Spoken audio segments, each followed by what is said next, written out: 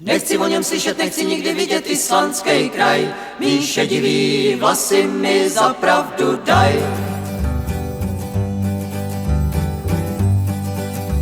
Až někdo ti hochu o Islandu řekne, svým koltem ho přikrej a buď na něj zlej. Kdo slovíčko dobrý o tom kraji cekne, je dočista blázen a ty se mu směj. Kdo Kanady prodřel v tom pohřebním koutě, kdo šedivý vlasy z tý hrůzy teď má, kdo viděl ty stíny, co do hrobu zvou tě, ten třesoucím hlasem mi za pravdu dá.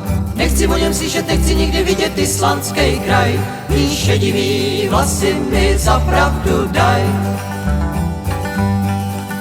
Jo, tenkrát v tom roce, co bylo to sucho, chlap přišel a povídá úplnou báj, že sežere z kojota syrový ucho, jestli nám neřekne, kde leží ráj. Pak v proklatým vedru jsme lesama táhli, kde smrdějí tůně a zrzavej mech. A stromy jak tráva, když na ně jsme šáhli, hned padali na zem, to člověk by zdech.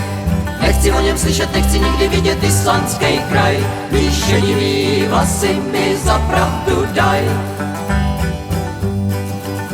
Pak začaly kopce a šutráků fůry, když jazyk nám otek jdem bez vody dál. My cucali šťávu ze stromový kůry a islandský ďábel se z oblaků smál. A večer, když stahaný na zem jsme padli, ty islandský zvířata divnej mají mrav. Přes kemp, kde ležíme jak kytky zvadlí, stádo se přehnalo divokých krav. Nechci o něm slyšet, nechci nikdy vidět islandský kraj, mý šedivý vlasy mi za pravdu daj. Můj Bože, proč nedáš nám odechnout chvíli, proč trestáš nás pravicí krutou a zlou?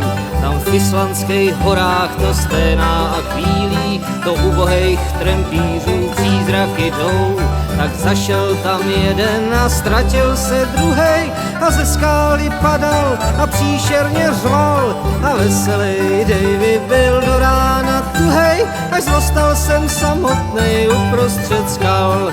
Nechci o něm slyšet, nechci nikdy vidět islandský kraj, mý šedivý vlasy mi za pravdu daj. Za chvilku zdechnu, jen minuta zbývá, tak skončila cesta, moc dobře to vím.